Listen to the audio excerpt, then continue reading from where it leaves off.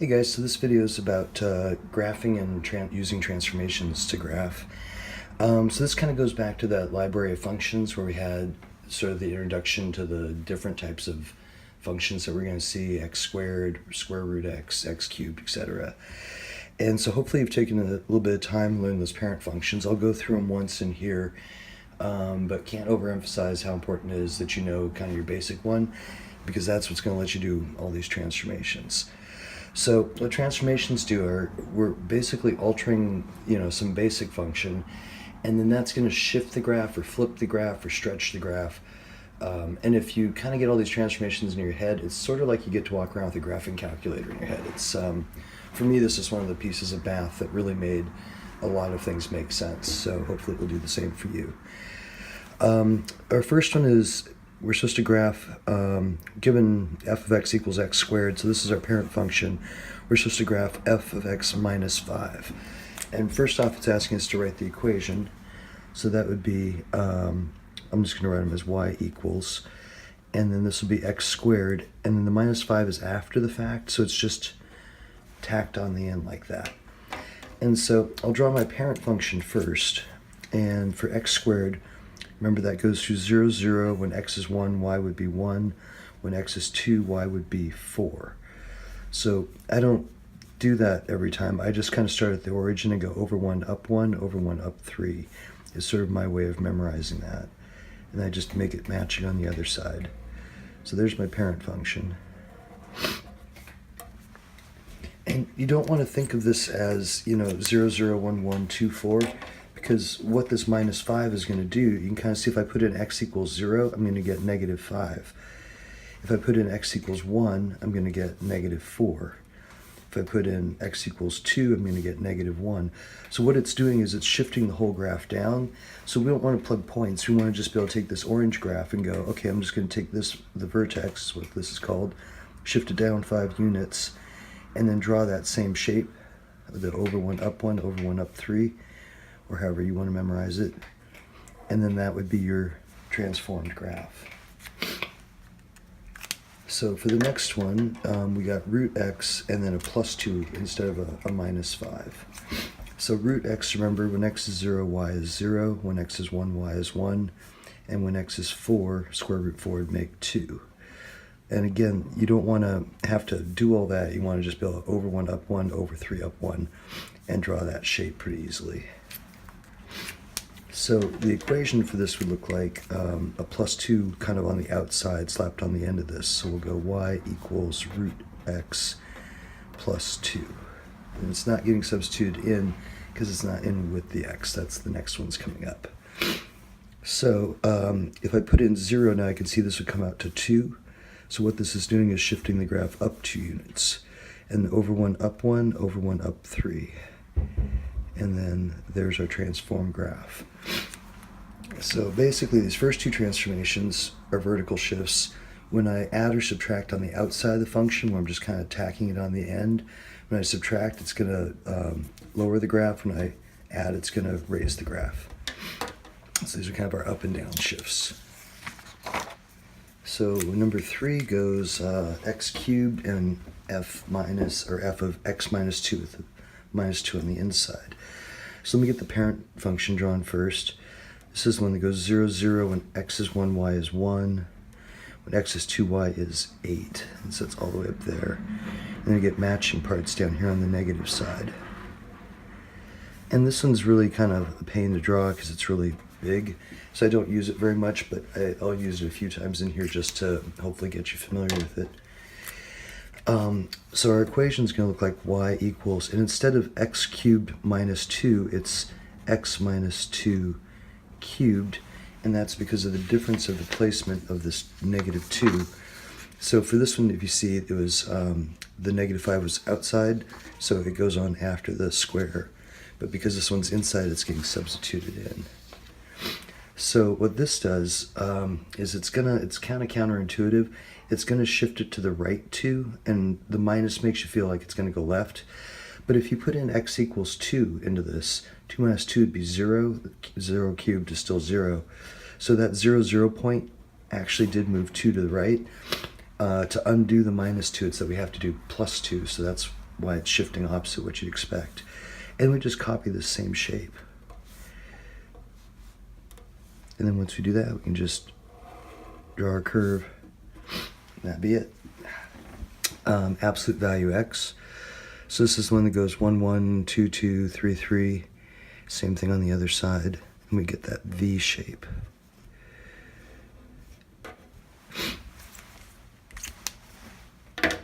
So in x plus 3, that's going to give us y equals absolute value x plus 3.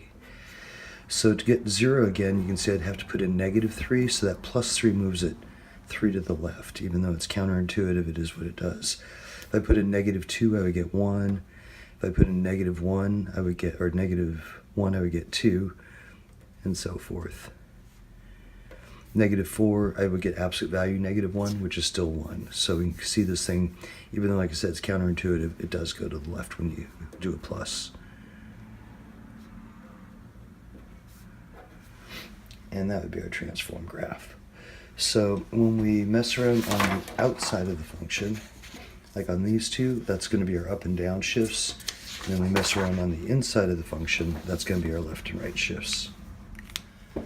Okay, the next round, these are probably the toughest of the transformations, I think. So this is, we're going to stretch or shrink the function by multiplying it by some constant. So there's kind of two versions of that. We can be multiplying on the outside of the function or on the inside of the function. Just like when we worked on the outside of the function, that moved our graph up and down. This is going to stretch along y. So anytime we're messing around on the outside, that messes with our y values. Here where I'm working on the inside of the function, that's like the ones where we had, x minus 2 quantity cubed. What that does is it stretches or shrinks it horizontally along the x-axis. And so anytime we work on the inside of the function, we're messing with our x's. Anytime we're on the outside, we're messing with our y's. So these first two are messing with our y's. And I'm just going to go ahead and draw the parent function in on both these real quick.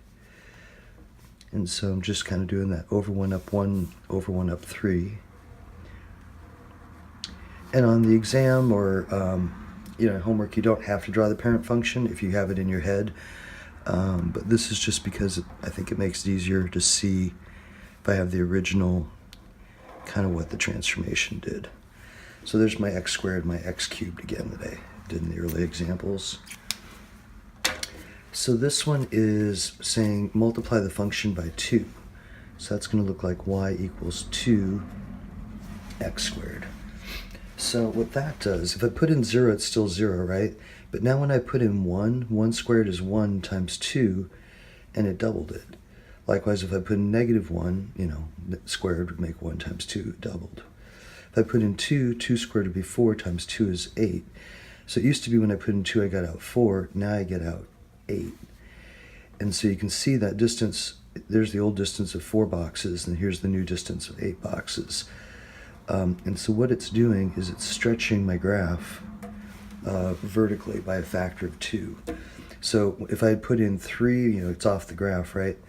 But if I had put in 3, that would have been 9, but now 3 squared would be 9 times 2, 18. So it's just going to double all of my y values. If this was a 3, it would triple my y values. For this one where it's a fraction, what it's going to do is chop my y values in half in this case. So if we have a fraction out front, it's going to squish your graph. And if we have a whole number out front, it's going to make it taller and skinnier. So for this, if I just kind of think of these y's as getting chopped in half, half of 0 is still 0, half of 1 is a half, and then this was 8 before, so half of that would be 4. So I end up with just kind of this flattened version of the graph that's kind of hard to draw, and that's again why I don't love this one. It's hard to kind of see what happened, but this whole thing just kind of got squished basically by a factor of a half. So we're there and there. Okay, and then these next two are working on the inside. So these are the ones that are going to mess with the x values, either stretch or shrink, or stretch or compress. If a is greater than 1, we're going to have a horizontal compression. If a is a fraction, then we're going to have a stretch. And those again are kind of backwards what you would think would happen.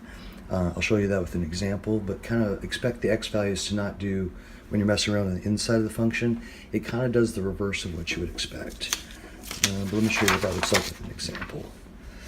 So for this one I got root x again, so I'm just going to draw in the parent function for reference. So that's going to look like that. And then this 1/2 is going to be on the inside, so it's going to be y equals 1/2 x. And I think this is one I try to stay away from the tables. These ones are a little bit tricky, so even in my head when I'm doing these, I'm double checking myself kind of with the table. So if x was 0, half of 0 would still be 0. If I put in 1 though, 1's not that great because now I get square root of a half, and that's tough to do. But if I put in 2, half of 2 would make 1, and then square root 1 is 1. So it's nice if I make about perfect squares.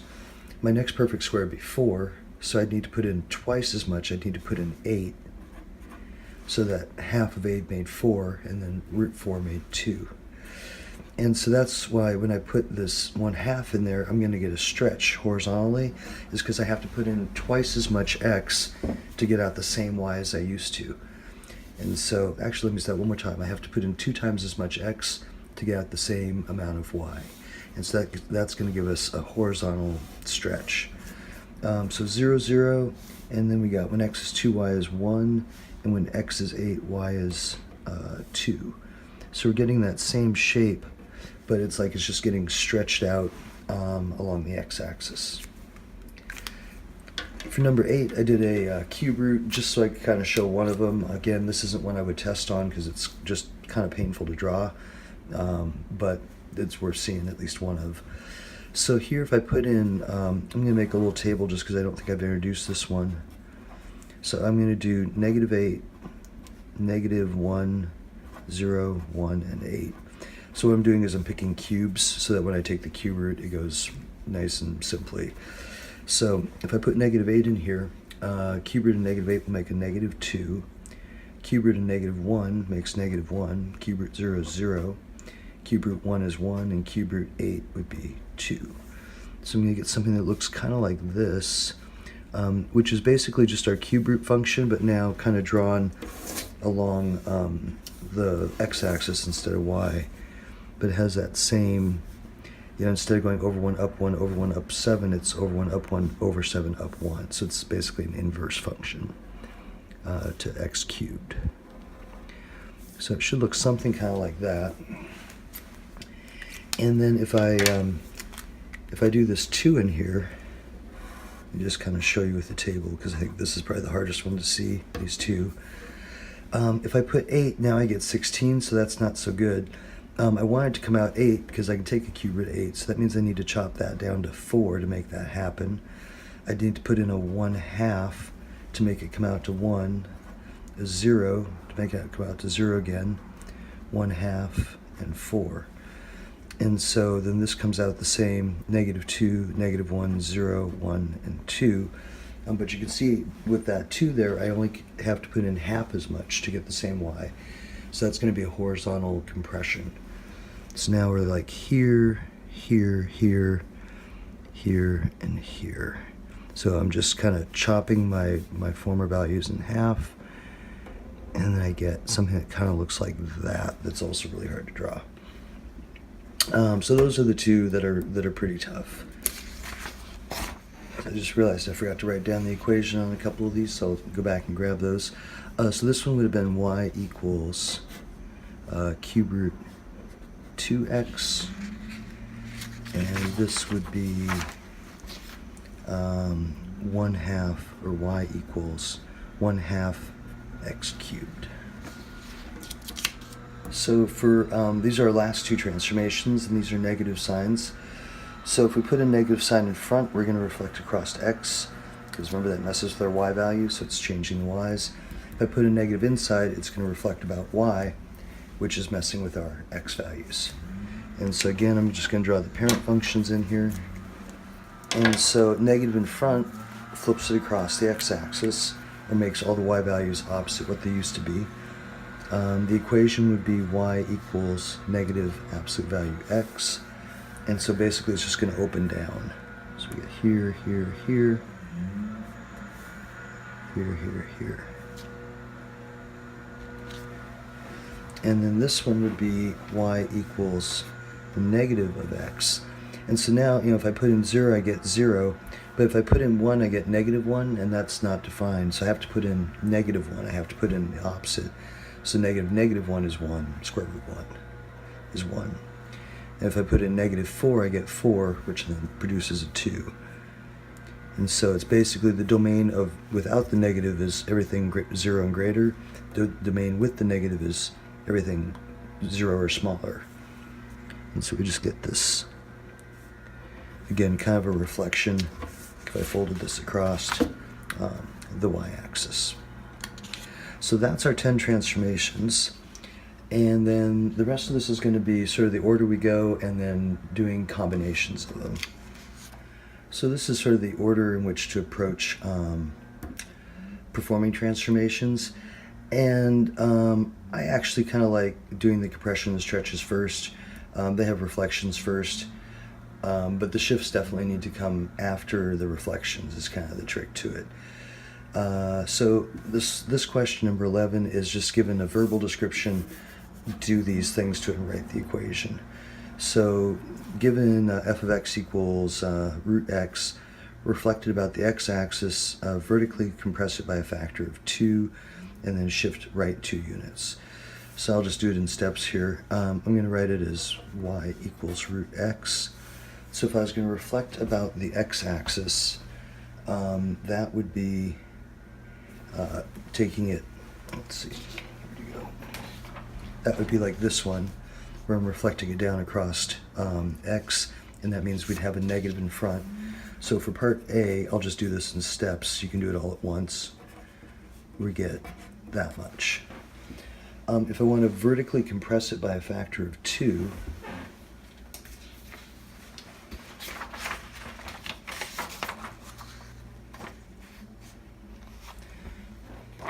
so that's this one where we're multiplying by something out in front, and to compress it has to be something between 0 and 1. So that, if we're compressing it by a factor of 2, that means we're going to need, for part B, negative 1/2 root x. Because now when I put in, you know, say 4, square root of 4 makes 2 normally, but then half of 2 would be 1. So that's the vertical compression. And then C, shift right 2 units. So that's when we mess around on the inside. And remember, right was minus and left was plus, so backwards intuitive. So this would be negative 1/2 root x and minus 2. And this right here is the answer. I'm just showing the steps to show kind of each of these little bits, but all they're looking for on the homework is this one at the end. Okay, so the next 6 are very much like the graphing supplement I have up. I showed where that was back in the piecewise video. As with all the graphing supplements, when I make one of those, it means it's on the exam, and I didn't feel like the graphing on the computer was really adequate for getting your skills where I want them to be. So do check that out. Like I said, transformations is such a useful thing. Once you get good at these, when you look at an equation, you know so much more about what's going on with it. You have so much more information. So it really is a handy skill to have. So I do encourage you to try the worksheet with it. So these are all going to be like combinations. I think the root x, that's our one that goes 0, 0, 1, 1, and then 4, 2. The minus or the plus on the inside is going to go left, and the plus on the outside is going to go up. And so what I do is I take my 0, 0 point. I guess I'll draw the parent on this one. So there's my parent function, and I'm just going to take the 0, 0 point and move it left 3, 1, 2, 3, and up 2, and drop a dot right there. So that's my new starting place, and that's what I was saying. You don't want to be dependent on 0, 0, 1, 1, 4, 2. You want to just be able to move this point anywhere and then copy that shape. So like I said, for me, it's over 1, up 1, over 3, up 1 is how I kind of remember this. But whatever works for you is totally fine. You don't need to draw the parent function. You just need to draw the purple one. Again, I'm just drawing that kind of as reference. But you can see all my points went over 3 up 2, over 3 up 2, and over 3 up 2. And so that's all we're doing, is basically just taking the whole orange graph and moving it over 3 and up 2. Number 13, so we got a little bit more going on in this. We have a left for that 1 on the inside. We have an up for the 4 on the outside. We're going to reflect X because of the 3 on the the minus on the outside. And then the 3 is going to be a vertical stretch. Vertical stretch. So it's going to kind of get taller and skinnier. And then our parent function, somewhere in the midst of all that, right, there's an absolute value. So that means the thing we're working on would look like this. So it's kind of that V-shaped one again. You can do the transformations all at once as soon as you can do the transformations all at once. That's totally cool. If you can't, you can do them in little steps. So I'm going to show, a few little steps as I do these. I think the stretch is the hardest part. So sometimes if you do that right at the origin, it makes, then it gives you a reference picture to flip around, shift left and right, and so forth. So what that 3 is going to do is when I put in 0, I'll still get 0. But when I put in 1, and basically what I'm graphing here is y equals 3 absolute value x. And then I'll deal with the negative, the 1, and the 4 on the next round. So if I put in 1, I'd get out absolute value of 1 is 1 times 3 makes 3. If I put in 2, you can see I'll get 6. So what's happening is I'm just getting that taller, skinnier kind of V shape. So we have that. And then I can take that and then I'll flip it upside down, because that's what the negative is doing. It means it's going to reflect. And then I'm going to do that though after I've gone left 1 and up 4. So I'll go left 1, up 4. That puts me right there. And then how the blue one goes over 1, up 3, this will go over 1, down 3. And then over 1, down 3.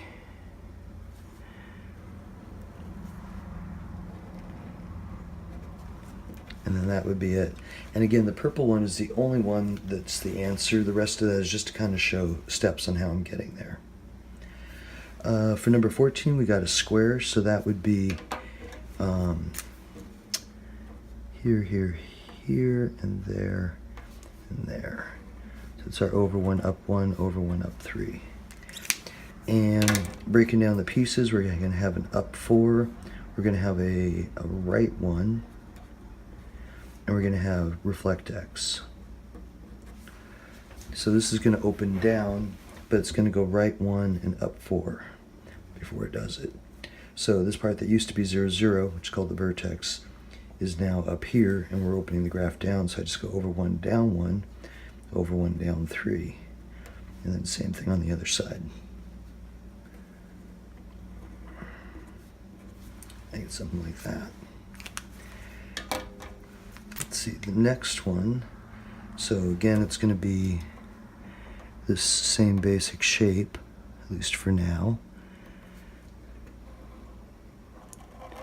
So there's a parent function, but this time there's a 4 out front, so that's going to totally change things.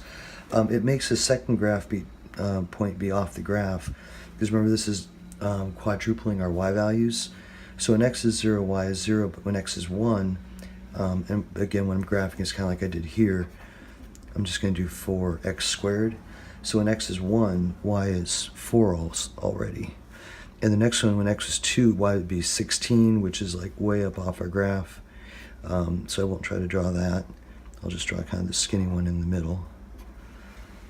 And then I'll use that blue one to do the rest. So this is going to shift right 2 and down 5. So go down 5 and right 2. So there's a new starting point. And then I just copy the blue graph. So it looks like it goes over 1, up 4, over 1, up 4. So let's see, I'll do a parent function.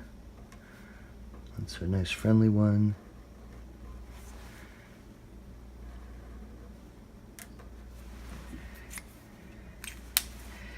And then I'm going to do the stretch again like I have been doing.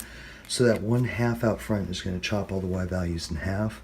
So when I put in 2, I used to get 2, now I'm only going to get 1. I put in 0, I'll only get 0. If I put in 1, I get a half, which is a little hard to graph, so I'll just kind of use the integer ones.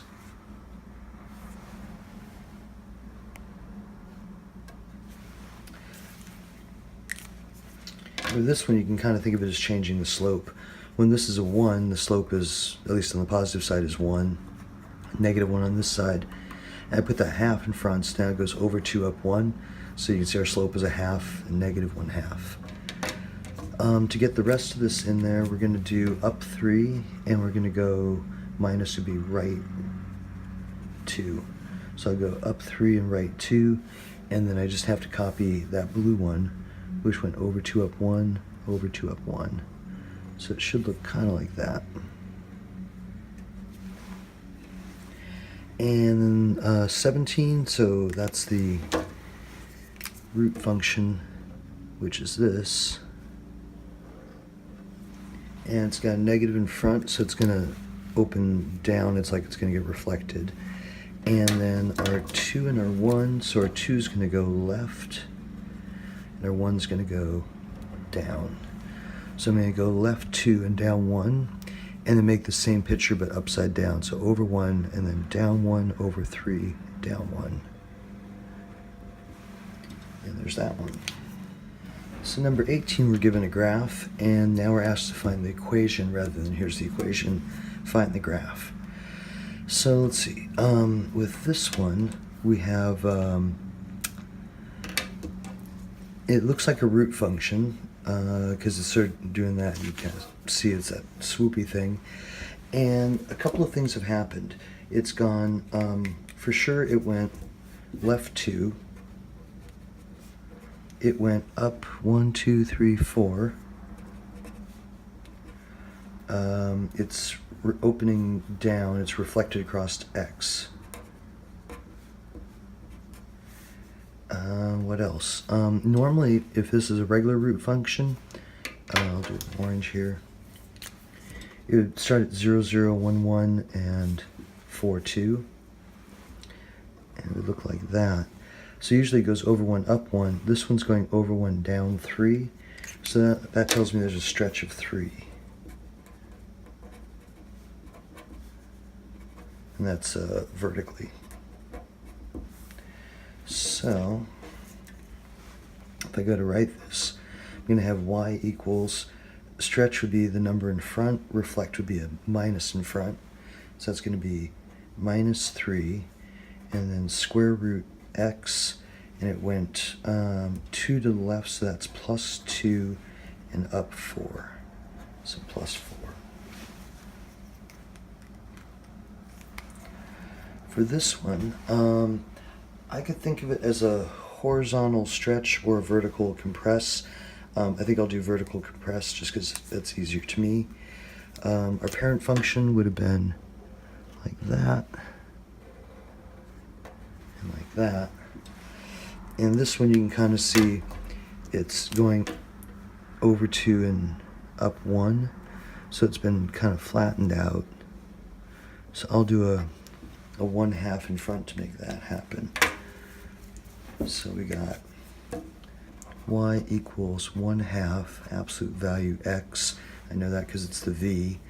This one went left 1, so that's going to be a +1, and it went down 3. So that will be, oops, that should be -3. And then there's one more topic in this section, even, odd, or neither. And even, odd, neither is useful, like, to know, just because it lets you graph only basically half as much, because you can use symmetry to graph the other half. I've been using this all the way through when I've been graphing x squared and absolute value x. Those are both even functions. X cubed and root x are odd functions. And they have this certain symmetry. With an even function like x squared, or absolute value x, either one of these, I'll use x squared, it basically, if you folded the paper over, it sits right on top of itself. So that's even. And this one's even, absolute value x is even. Any even power, x to the fourth, x to the sixth, those are all going to be even. That's why it's named even. Likewise, odd, which would be x cubed, I'd have to fold the paper up and then over one more time. So this is symmetrical about the y-axis. This is called symmetrical about the origin. The other thing these things kind of have in common is if I have the point, 1, 1 on this, I'm going to have negative 1, 1.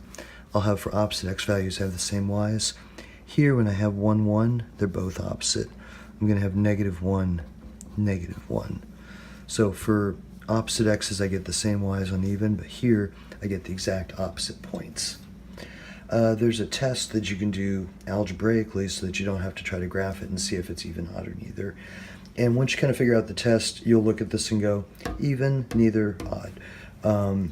But so here's our test, and it's not hard at all. We're just going to substitute negative x into our original function. And if it's even, when I do that, it's going to come back with the exact same thing I started with. If it's odd, it's going to come back with the exact opposite thing I started with. And if we multiply by negative 1, and if it does some in-between version of that, then it's neither. So let me show you with this one. F of negative x would equal 4 negative x squared minus negative x squared.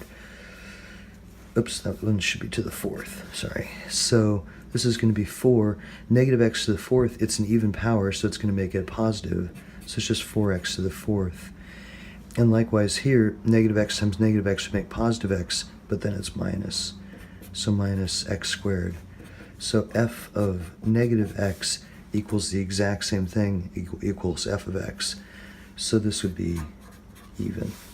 And that's going to happen every time you have all even powers, because those even powers, the negatives clean up and come back to the exact same way that they started. So if you have all even powers, it's going to be even. This one has mixed powers, so it's going to be a neither, but I'll just go ahead and show the steps on that. If I do f of negative x, I get negative x cubed minus negative x squared plus negative x. So negative x cubed would be negative x cubed. This would be positive x squared, but then with the minus. And then plus and negative is better written as just negative. So you can see some of the signs changed, some of them didn't. This is not the same thing as what I started with. It's also not this multiplied by negative 1. So I'd have negative x, but I'd have positive x squared and negative x. So this is a neither. So if it ends up kind of in between, identical or exactly opposite, neither. Also you can tell because I have my powers, 3 and 1 are odd, 2 is even. And so if I have mixed powers, I'm going to get something that's neither. And then this last one, so we'd have f of negative x equals negative x cubed. Oops, negative x cubed, not like that. And then minus 6 times negative x. That actually looks really bad. Let me go again. Negative x cubed minus 6 negative x.